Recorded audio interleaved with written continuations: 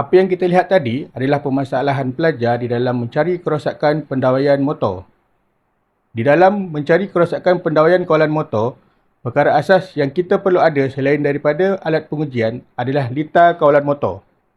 Daripada lita kawalan motor ini, kita dapat memahami bagaimana kendalian motor tersebut. Kefahaman berkaitan dengan kendalian sesebuah kawalan motor itu sangat penting dalam memudahkan kita mencari kerosakan. Setelah memahami kendalian lita, seseorang perlu tahu dari titik manakah mereka perlu bermula. Perkara ini sangat penting supaya kerosakan dapat dikesan dengan cepat.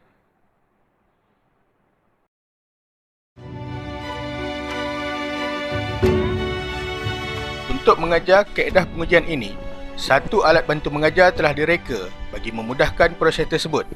Alat yang dikenali sebagai Motor Control Troubleshoot Panel atau singkatannya MTC Panel telah dihasilkan. Pada panel ini, lita kawalan Star Delta Forward Reverse telah dipilih memandangkan pada lita tersebut mengandungi beberapa perkara asas di dalam kebanyakan lita kawalan yang lain.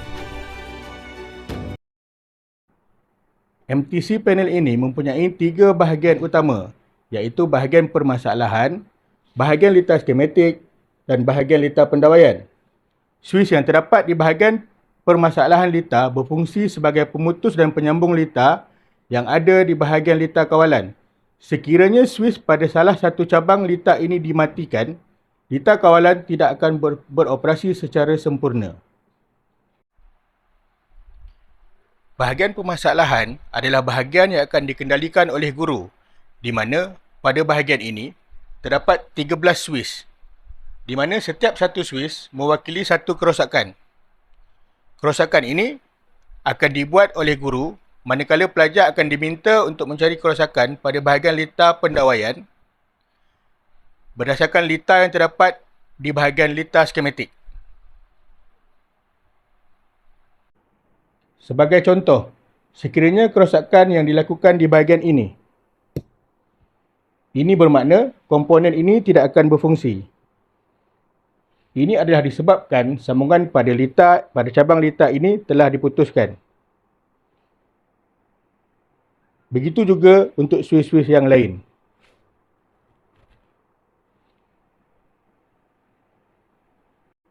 Di sini saya akan tunjukkan bagaimana MTC panel ini digunakan. Langkah pertama, guru perlu mematikan salah satu switch di bahagian permasalahan. Di sini, saya akan matikan switch di bahagian ini. Langkah kedua, pelajar dikehendaki menghidupkan lita pada bahagian lita kawalan dan memerhati bahagian mana yang tidak berfungsi.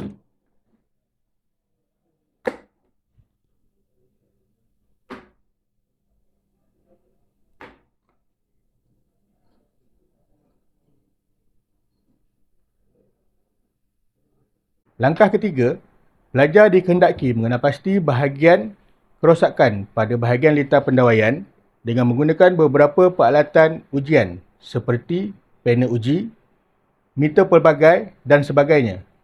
Selepas itu, pelajar dikehendaki menunjukkan bahagian mana yang tidak berfungsi pada bahagian lita skematik. Dalam situasi ini, bahagian ini tidak berfungsi. Maka, dengan merujuk lita yang ada, kemungkinan berlaku kerosakan pada bahagian ini. Jadi, dengan menggunakan multimeter, kita akan mula mencari kerosakan pada bahagian-bahagian tersebut. Mari kita uji. Dengan menggunakan multimeter, laraskan pada julat ohm. Sentuhkan kuah merah pada keluaran start reverse dan kuah hitam pada masukan forward normally close. Bacaan keterusan adalah baik. Okey, kemudian kita sentuhkan kuah merah pada keluaran normally close forward dan kuah hitam pada masukan gelung reverse. Bacaan keterusan adalah tidak baik. Ini bermakna tiada keterusan pada punca berkenaan. Guru boleh mengulangi langkah-langkah yang telah disebutkan tadi untuk switch-switch pada cabang lita yang lain bagi memastikan pelajar tersebut betul-betul faham dan telah melakukan kaedah mencari kerosakan dengan betul. Guru juga boleh membuat lebih daripada satu kerosakan.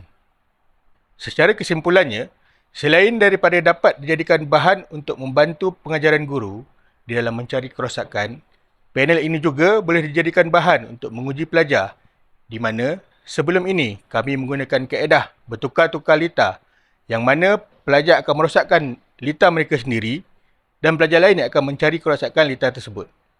Pelajar juga boleh menggunakan MTC panel ini di mana mereka boleh menguji kemahiran di kalangan mereka sendiri.